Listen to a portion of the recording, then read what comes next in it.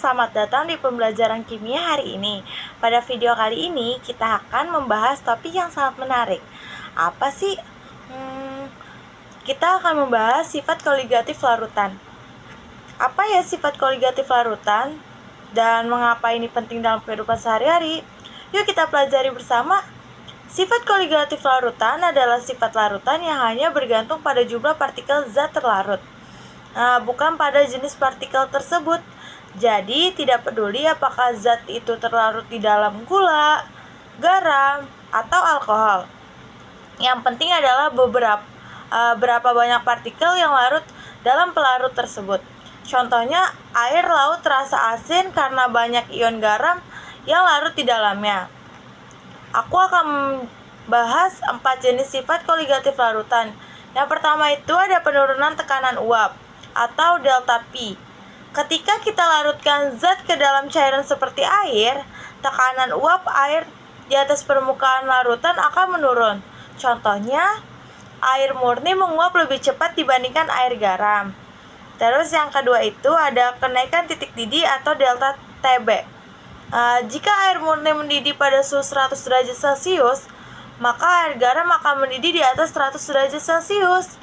Ini terjadi karena partikel zat terlarut menghambat molekul air keluar sebagai uap. Yang ketiga itu penurunan titik beku atau delta TF. Air murni membeku pada suhu 0 derajat Celcius, tetapi air laut membeku di bawah 0 derajat Celcius. Fenomena ini dimanfaatkan dalam penggunaan garam untuk mencairkan es di jalanan bersalju. Yang keempat itu ada tekanan osmotik. Tekanan osmotik terjadi ketika larutan dipisahkan dari pelarut murni oleh membran semi-permeable. Contohnya proses penyerapan air oleh akar tumbuhan melalui osmosis. Nah, semua sifat ini dipengaruhi oleh jumlah partikel zat terlarut dalam larutan, bukan jenis partikelnya. Jadi, semakin banyak partikel terlarut, semakin besar efeknya. Sahabat, aku akan menjelaskan lebih detail. Yang pertama itu ada penurunan tekanan uap. Molekul-molekul zat cair yang meninggalkan permukaan menyebabkan adanya tekanan uap zat cair. Semakin mudah molekul-molekul zat cair berubah menjadi uap, makin tinggi pula tekanan uap zat cair. Apabila tekanan zat cair tersebut dilarutkan oleh zat terlarut yang tidak menguap, maka partikel-partikel zat terlarut ini akan mengurangi penguapan molekul-molekul zat cair. Laut mati adalah contoh dari terjadinya penurunan tekanan uap pelarut oleh zat terlarut yang tidak mudah menguap.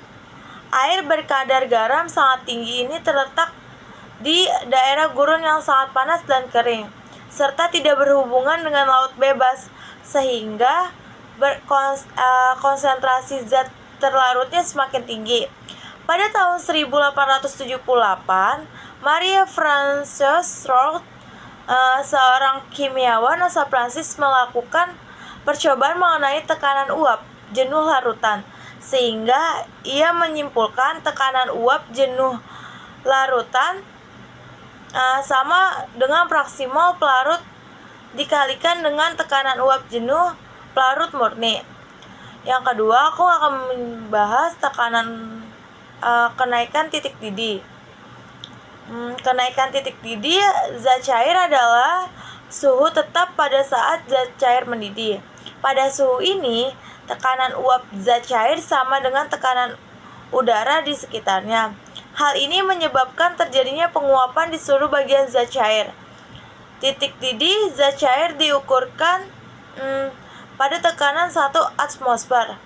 Dari hasil penelitian, ternyata titik didih larutan selalu lebih tinggi dari titik didih pelarutnya. Hal ini disebabkan adanya partikel-partikel zat terlarut dalam suatu larutan, menghalangi peristiwa penguapan partikel-partikel pelarut. Oleh karena itu, penguapan partikel-partikel pelarut membutuhkan energi yang lebih besar. Yang ketiga itu ada penurunan titik beku. Adanya zat terlarut dalam larutan akan mengakibatkan titik beku larutan lebih kecil daripada titik beku pelarutnya. Terus ada tekanan osmotik. Apa sih tekanan osmotik? Tekanan osmotik adalah gaya yang diperlukan untuk mengimbangi desakan zat pelarut yang melalui selaput semipermeabel ke dalam larutan. Membran semipermeabel adalah suatu selaput yang dapat dilalui molekul-molekul pelarut dan tidak dapat dilalui oleh zat terlarut. Sahabat, di video kali ini aku akan menjelaskan secara rinci agar sahabat di rumah mudah mengerti materi yang aku jelasin ini. Penurunan tekanan uap jenuh. Apa sih yang terjadi? Kalau kita larutkan zat seperti garam atau gula ke air, tekanan uap air di atas permukaan larutan jadi lebih kecil dibandingkan air murni. Kenapa bisa begitu? Partikel-partikel zat terlarut mengganggu molekul air yang mau menguap. Jadi molekul air yang bisa berubah jadi uap lebih sedikit. Contoh sehari-hari, kalau kamu biarkan air murni dan air garam di tempat terbuka, air murni bakal menguap lebih cepat. Terus yang kedua itu kenaikan titik didih. Titik didih larutan itu air plus zat terlarut lebih tinggi dari titik didih air murni. Artinya air garam butuh suhu lebih tinggi dari 100 derajat Celcius biar bisa mendidih. Kenapa bisa begitu? Partikel zat terlarut membuat molekul air susah menguap, jadi butuh panas lebih banyak atau suhu lebih tinggi biar molekul air bisa lepas di udara atau bisa mendidih ya gitu.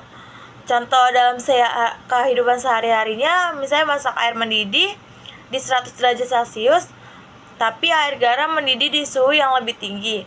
Maka air garam lebih cepat matangi makanan saat memasak. Terus yang ketiga itu penurunan titik beku. Itu air murni biasanya membeku di 0 derajat Celcius.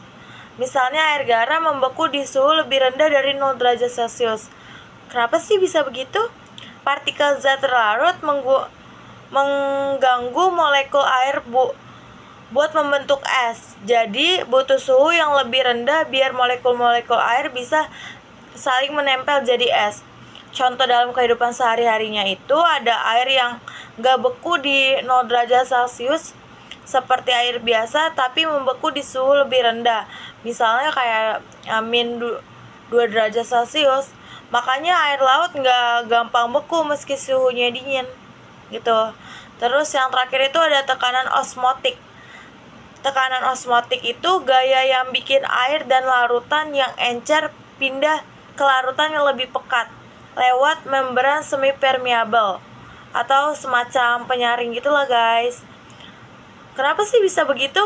Air cenderung bergerak dari tempat yang konsentrasi airnya tinggi atau encer ke tempat yang konsentrasinya rendah atau pekat agar seimbang kali ya. Contoh dalam kehidupan sehari-harinya itu, kalau kita rendam kismis dalam air, kismisnya bakal mengembang. Ini karena air dari luar yang encer masuk ke dalam kismis yang lebih pekat gitu guys. Jadi kesimpulannya sifat koligatif larutan muncul karena ada zat yang dilarutkan ke dalam pelarut seperti air. Kayak efek utamanya nih kayak air susah menguap itu dari penurunan tekanan uap jenuh. Terus yang kedua itu air butuh suhu lebih tinggi buat mendidih, itu kenaikan titik didih. Terus air butuh suhu yang lebih rendah untuk membeku, itu penurunan titik beku. Terus air bergerak dari larutan encer ke larutan pekat, itu tekanan osmotik ya teman-teman. Sifat-sifat ini banyak dipakai di kehidupan sehari-hari, mulai dari masak, membuat es krim, sampai pengawetan makanan. Jadi meskipun kedengarannya rumit, sebenarnya sifat koligatif ini sering kita temui kok. Berikut Aku kasih contoh lagi ya dalam kehidupan sehari-hari, yaitu contohnya ada pembuatan es putar. Dalam pembuatan es putar terjadi penerapan sifat koligatif, penurunan titik beku, pendinginan di sekitar wadah pembuatan, diberikan garam untuk menurunkan titik beku, sehingga bahan-bahan cair dapat berubah tekstur menjadi es yang lembut. Selain itu, pendingin dapat bertahan lama dan membuat es putar tidak mencair. Yang kedua itu mesin cuci darah. Digunakan oleh para penderita gagal ginjal. Metode dialisis ini proses perpindahan molekul kecil seperti urea melalui membran semipermeabel dan masuk ke cairan lain lalu dibuang. Peristiwa ini termasuk dalam penerapan sifat koligatif tekanan osmosis. Terus ada laut mati, merupakan contoh penerapan sifat koligatif dalam penerapan penurunan tekanan uap larut oleh zat-zat terlarut. Airnya berkadar garam tinggi, jadi konsentrasi zat terlarutnya tinggi dan saat orang berenang di laut mati tidak akan tenggelam. Terus ada hewan di iklim dingin.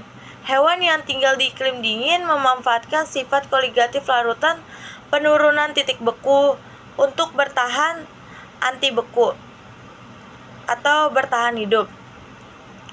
Termasuk dalam darah ikan laut mengandung anti beku yang dapat menurunkan titik beku hingga 0,8 derajat Celcius. Jadi zat ini dapat mencegah pembentukan kristal es dalam jaringan dan selnya. Nah, sahabat, di sini terdapat soal hitungan besarnya molaritas larutan NaOH yang dibuat dengan larutan 16 gram NaOH. Di sini kita akan menggunakan rumus dari konsentrasi, yaitu mol dibagi dengan volume dalam liter. Sedangkan untuk mencari mol itu adalah massa dibagi dengan massa molekul relatifnya atau Mr, sehingga dari persamaan tersebut dapat disubstitusikan konsentrasi atau molaritas akan sama dengan massa dibagi dengan Mr-nya, lalu dikalikan dengan 1000 dibagi dengan volume dalam mililiternya, dalam mililiter ya, mililiter. Selanjutnya kita akan tulis terlebih dahulu ya. Aku akan tulis di sini.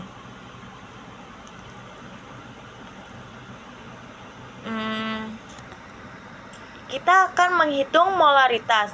Tentu saja diperlukan data Mr, yaitu AR dari Na yang dikalikan dengan jumlah dari Na yaitu 1, lalu ditambahkan dengan AR dari O yang dikalikan dengan jumlah dari O yaitu 1, dan ditambahkan dengan AR dari H yang dikalikan dengan jumlah H yaitu 1. Selanjutnya dimasukkan data-datanya, yaitu AR dari Na23 dikali 1 ditambah dengan AR dari O yaitu 16 dikali 1 dan jumlahnya, dan dijumlahkan dengan AR dari H yaitu 1 dikalikan dengan 1. Oleh karena itu akan diperoleh nilai dari Mr NaOH sebesar 40 gram per mol. Lalu selanjutnya terdapat data volume dari larutan tersebut sebesar 250 mili. Selanjutnya dari data-data tersebut dimasukkan ke dalam rumus yaitu konsentrasi atau yang dicari di sini konsentrasi dari NaOH akan sama dengan masanya yaitu 16 gram. Lalu dibagi dengan Mr sebesar 40 gram per mol.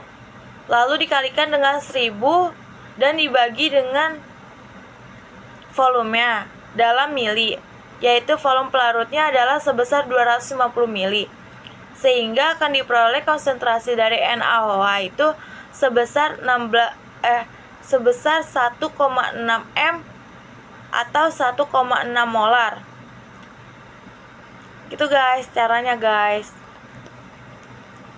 Oke, sekian video dari aku. Semoga kalian semua bisa paham dengan kata-kata yang sulit dimengerti. Mohon maaf jika banyak kesalahan-kesalahan kata. Terima kasih guys.